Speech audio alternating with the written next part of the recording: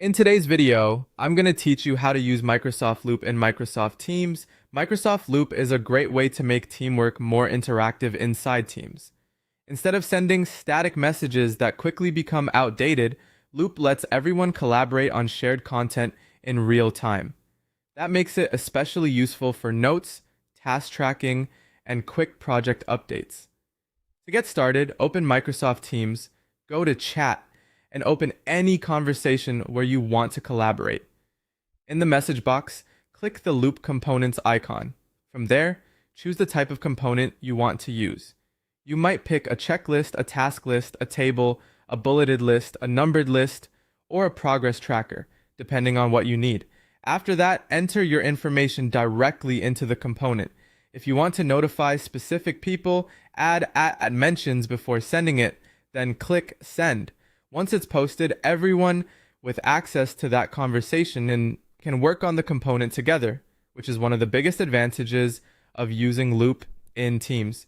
You can also use Loop for meeting notes, which is very helpful for group discussions.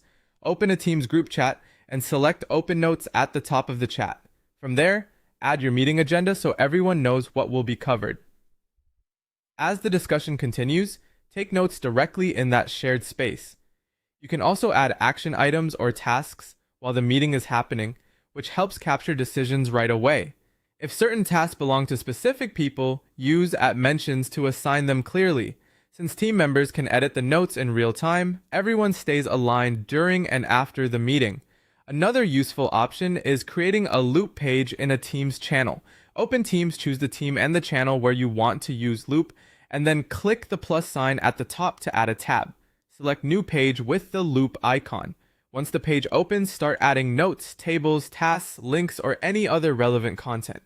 Anyone with access to that channel can view the page and contribute, which makes it a practical shared workspace for ongoing collaboration. If you want to share a Loop component in another place, open the component and click Copy Component in the upper right corner, then go to another Teams chat or channel and make sure the message box is empty. Press Ctrl and V to paste, and then send the message. The important thing to know